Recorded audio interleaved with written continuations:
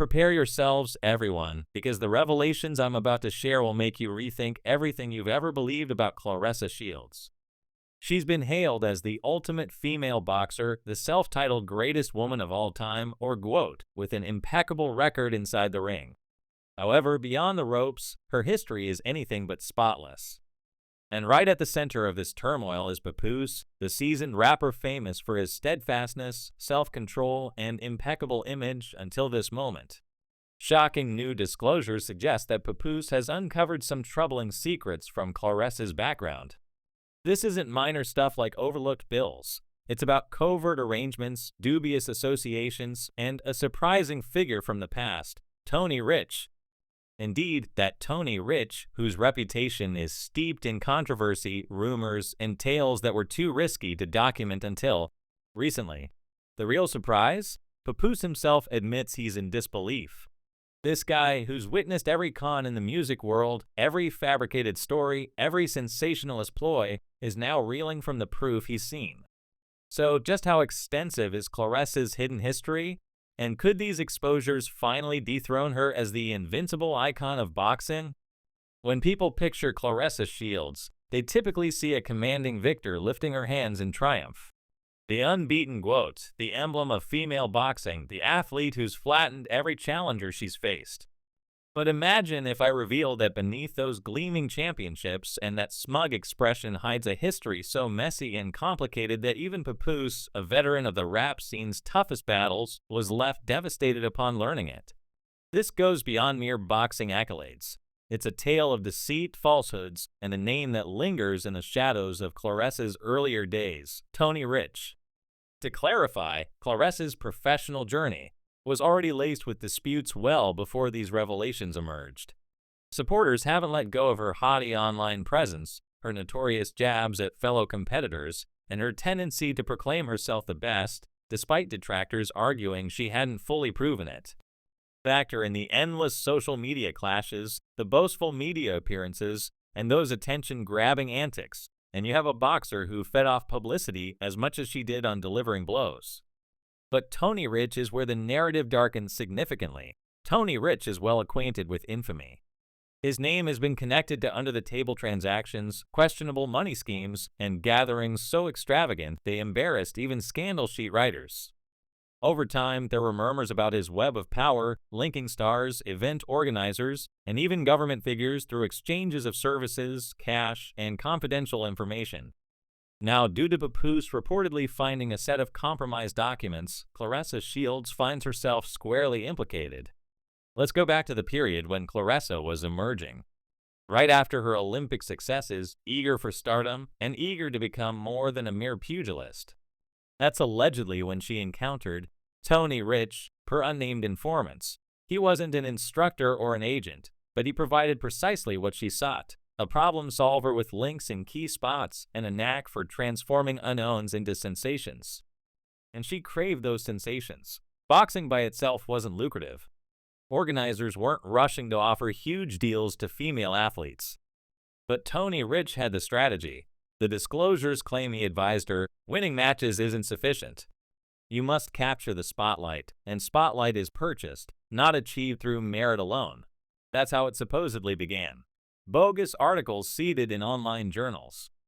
Compensated online personalities boosting her profile, engineered rivalries with opponents she scarcely recognized, and with each step, her visibility expanded. Was it luck, or was Rich orchestrating from the sidelines? Among the exposed materials that Papoose is said to have viewed was a series of emails called Project GWOAT, outlining transfers from dummy firms associated with Rich's operations. The beneficiaries included rumor spreaders, digital marketers, and profiles on social platforms that abruptly began promoting Claressa nonstop. The objective? Maintain her in the trends regardless of expense. Yet that was merely the beginning. As the operation escalated, the risks intensified. And that's when it ventured into perilous waters. An unnamed informant, who purportedly operated within Rich's group back then, asserted that Claressa didn't merely profit from Rich's plots, she participated directly. This person described her presence at confidential gatherings where match results were negotiated like corporate agreements, where endorsement funds were redistributed casually, and where images were crafted or demolished by a lone news item. She wasn't solely a fighter, the informant stated. She was an active participant in the scheme, fully aware. Then there were the speculations regarding her intimate link to Rich. Was it purely transactional, or something deeper? Enthusiasts are now unearthing faded images of Claressa at exclusive events, frequently with Rich nearby. A notably notorious picture depicts her chuckling at a setup laden with bubbly while Rich bends close to murmur in her ear. The tagline that reappeared with the exposure, "Commerce or Romance." When Papoose encountered these disclosures, he reportedly expressed utter astonishment.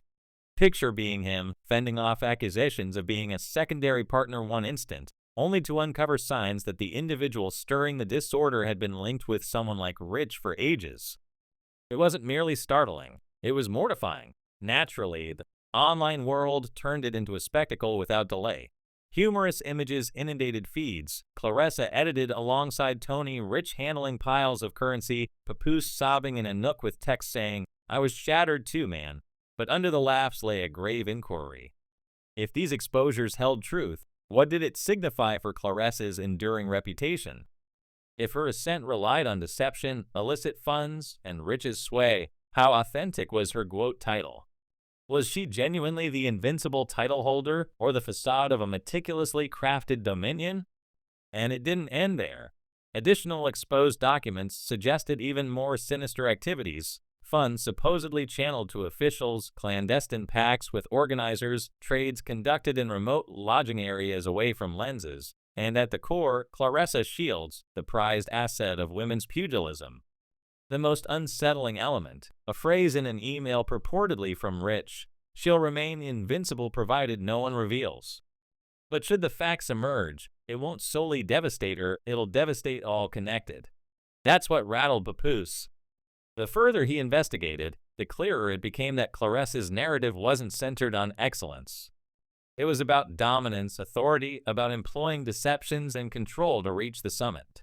But deceptions have a way of surfacing eventually, and once a fissure emerges, the entire illusion can crumble. When the initial segment of this controversy erupted, supporters shifted from wondering, "Is this accurate?" to "How much more severe will it become?" If this marks only the start of Claressa's concealed history entering the light, what additional horrors await revelation? And that's precisely where the plot veers into alarming terrain. Once a single breach forms in a meticulously constructed realm, the whole edifice begins to falter. For Claressa Shields, that breach was her link to Tony Rich. What originated as hushed discussions in secluded online groups swiftly turned into widespread pandemonium. Rumor sites, music discussions, fighting communities, everyone craved details on what Claressa was concealing in her alleged tainted background. The subsequent surge of exposures amplified the turmoil tenfold. We're discussing covert audio, fuzzy captures, and evidence so extravagant they left even Papoose incredulous. A document supposedly extracted from Rich's secured storage was tagged Operations G Project. Within it, a dissection of monetary flows connected to Claressa's initial professional phase. Think unexplained inflows were routed back in capital into phantom profiles and entries resembling scenes from a crime saga, occasion promotion, story amplification, official security. And the punchline, a transaction logged days prior to a key bout, bluntly named Victory Assurance. Sum, $80,000. Beneficiary, obscured. The implications are obvious. Supporters erupted in fury. "Are you implying bouts were manipulated?" One online outburst declared. Another widespread message stated, "If Claressa's path was propelled by tainted cash, does that render each title she holds fraudulent?" The indignation extended beyond boxing enthusiasts. Even occasional observers joined the fray.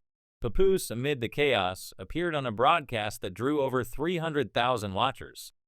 He seemed drained, browsing the exposures with shock evident. "I've been around forever," he grumbled. "I've encountered deals, dubious handlers, but this is an entire network, and her involvement is everywhere." Yet the exposures persisted. Unidentified former colleagues emerged from obscurity.